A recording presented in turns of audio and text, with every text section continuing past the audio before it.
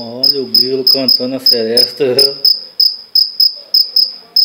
Isso que eu chamo de grilo inspirado, hein?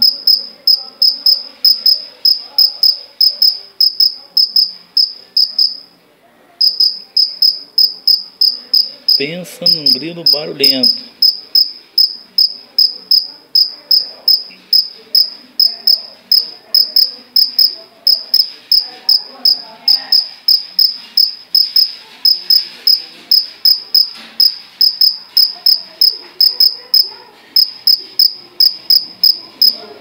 Olha a asinha dele mexendo.